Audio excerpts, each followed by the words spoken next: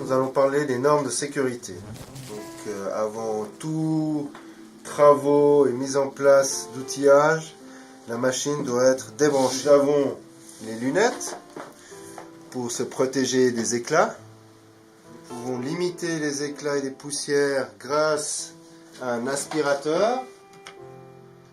Pamir, vu que c'est une machine qui fait beaucoup de bruit au niveau des décibels très élevés. En fonction des bois que nous utilisons, on peut mettre un masque à poussière. Dans ce cas-là, lors de bois exotiques, chez nous le chêne par exemple. Je vais vous parler des différentes parties de cette machine.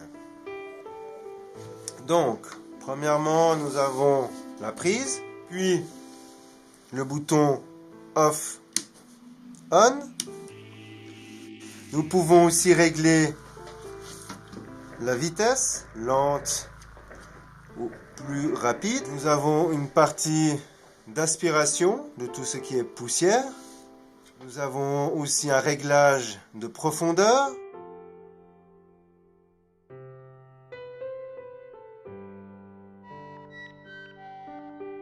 Nous pouvons le régler au millimètre avec cette graduation ici.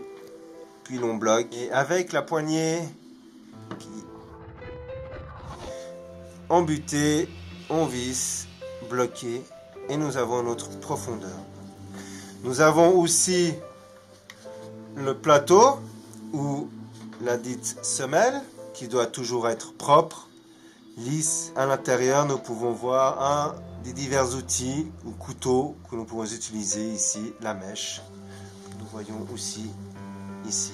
Avec ici son bouton pour le bloquer lors de changement. Alors, nous avons différents accessoires. Les primordiales, ce sont les différentes mèches. Un petit exemple. Nous pouvons, en fonction des différents travaux, on a des mèches spécifiques. Donc là, deux catégories. Nous avons la mèche avec un roulement, afin de, lorsqu'on a un guide et qu'on veut suivre le guide, faire un affleurage par exemple.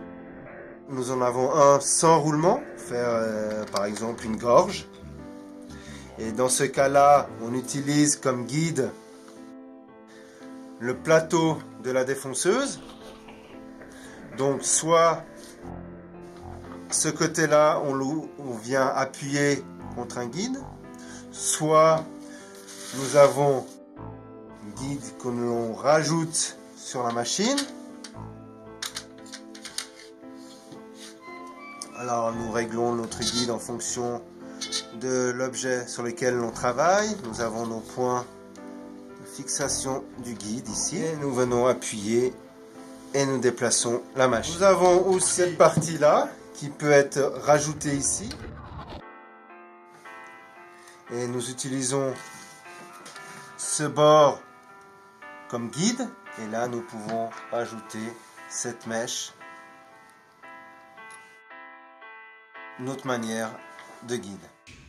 Elle nous permet de réaliser des assemblages, des moulures, des rainures, des feuillures, des mortaises, des tôles, des chanfreins ou copier une pièce grâce à ces différents outils.